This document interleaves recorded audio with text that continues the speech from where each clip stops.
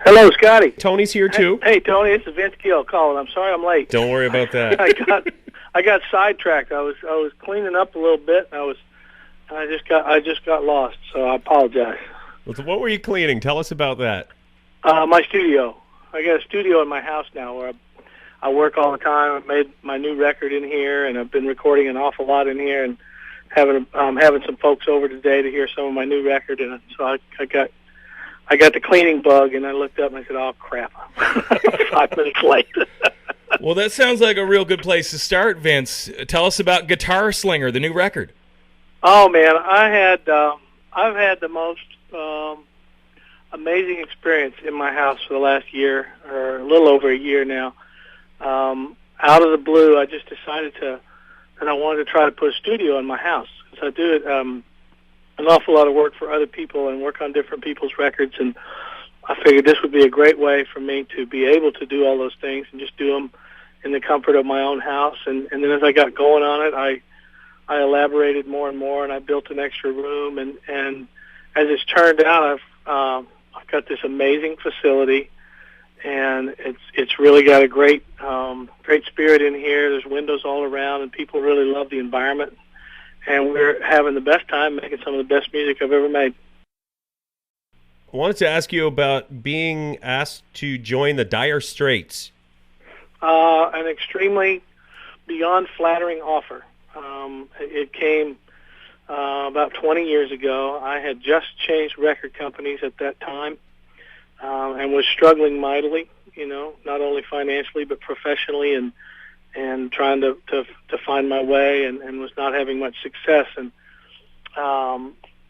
Mark offered me that job, and it would have completely healed me financially and saved everything. It was before When I Call Your Name. It was right before When I Call Your Name came out, and I just told Mark, I said, I've invested so much of my life into country music, and I really feel like I can contribute.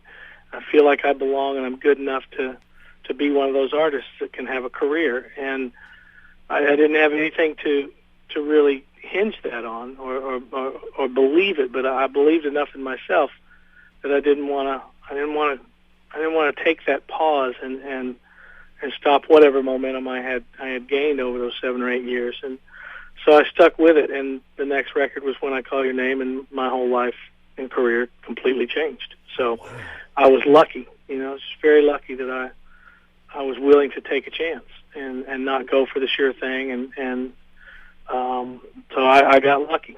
There's a message in there about having faith in yourself, right? Well, true. But there's also a message about you got to pay for your house. Can you tell us about, you had another opportunity, very unique. You were the voice of Boomhauer on King of the Hill. How did that come about? I have no idea. I did another episode of King of the Hill where I played a preacher. They were coming to fanfare or something, and I love that show.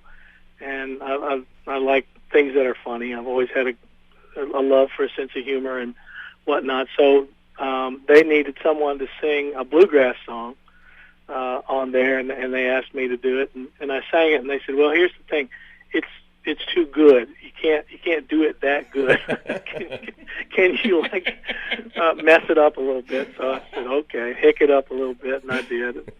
So that was, I have no aspirations of being on television or acting or any of that, but voiceover stuff like that, and something that's a little off the beaten path is always interesting to me.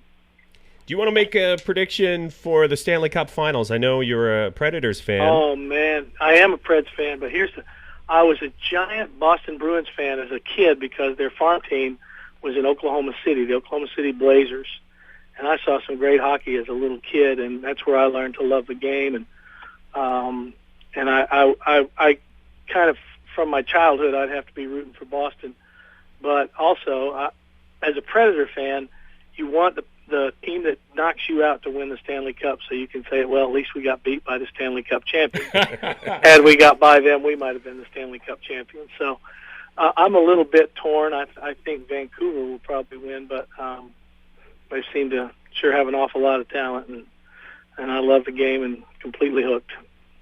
Let's talk about golf for a sec. When you travel, like when you come to Moncton, are you going to have a set of clubs with you? Do you travel with your clubs? I usually do, but because we're as it turns out, we're only up there for 4 days, I think, we're flying, and I probably will not bring my golf clubs just because we're going to be flying a lot and jumping and running, not like we normally do on the buses where you can just throw them underneath and show up where you're supposed to show up. There'll be a lot of flying, so I probably won't bring them. I have a set of Spaldings from 1987 that I would be willing to loan you. There you go. Love that technology. Now, Vince, Betty on our Facebook wants to know, when you got your first big check from the record company, what was the first thing you bought? Oh, man, the first thing I did was I framed that check. I was so excited to get paid. It was the first time I'd ever gotten paid as an artist, and that was a big deal for me. I had never, unfortunately, for years and years and years, never sold enough records or made enough for them to pay back the debt that I owed them. And this was the first check I got as an artist, which was different than getting checks as a songwriter and stuff. So I don't know what I bought.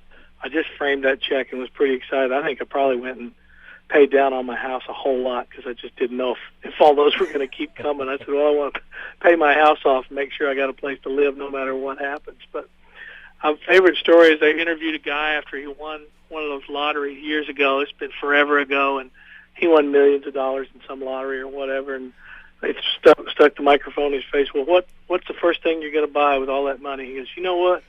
I've always wanted me one of them 8-slice toasters. Nice.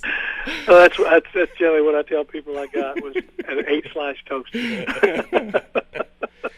Vince, we also took the chance to ask some of our listeners, since you're going to be in here in Moncton for a couple of days, you might want to get out and stretch your legs or whatever. We asked what you should do while you're here, right, just to give you some ideas.